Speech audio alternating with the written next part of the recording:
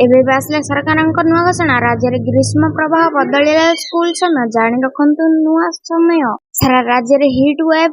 ପ୍ରଚଣ୍ଡ ଖରାରେ ଜଳୁଛି ଓଡ଼ିଶା। ଉପକୂଳରୁ ଉପାନ୍ତ ଓ ଉତ୍ତରରୁ ଦକ୍ଷିଣ ସବୁଆଡ଼େ ତାତିର ପ୍ରକୋପ ଜୀବନକୁ ଅସ୍ତବ୍ୟସ୍ତ କରିଦେଇଛି। ଏଥିଲାଗି ସ୍କୁଲ ସମୟରେ ପରିବର୍ତ୍ତନ କରାଯାଇଛି। ସମ୍ବଲପୁରରେ ବଦଳିଛି ସ୍କୁଲ ସମୟ।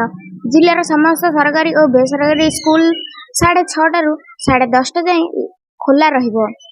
ସେହିପରି ଶ୍ରମିକମାନେ ଦିନ 11ଟାରୁ ଅପରାହ୍ନ 3:30ଟା ଯାଏଁ କାମ କରିବା ଉପରେ କଟକଣା ଜାରି କରାଯାଇଛି।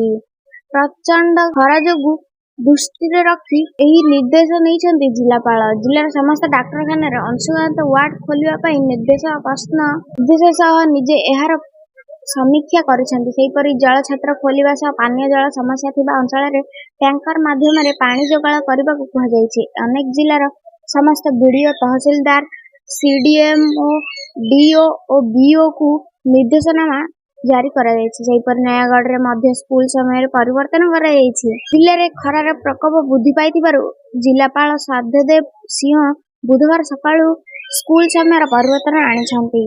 ଏପ୍ରିଲ 4 ତାରିଖ ଅର୍ଥାତ୍ ଗୁରୁବାର ଠାରୁ ସକାଳ 6ଟାରୁ 6:30ଟାରୁ ପୂର୍ବାହ୍ନ 10:30ଟା ଯାଏଁ ପର୍ଯ୍ୟନ୍ତ ପାଠପଢ଼ା ଆରମ୍ଭ ଜିଲ୍ଲାପାଳ ନିର୍ଦ୍ଦେଶ ଦେଇଛନ୍ତି। ଏନେଇ ଜିଲ୍ଲା ପ୍ରଶାସନ ପକ୍ଷରୁ ଚିଠି ପ୍ରକାଶ ପାଇଛି।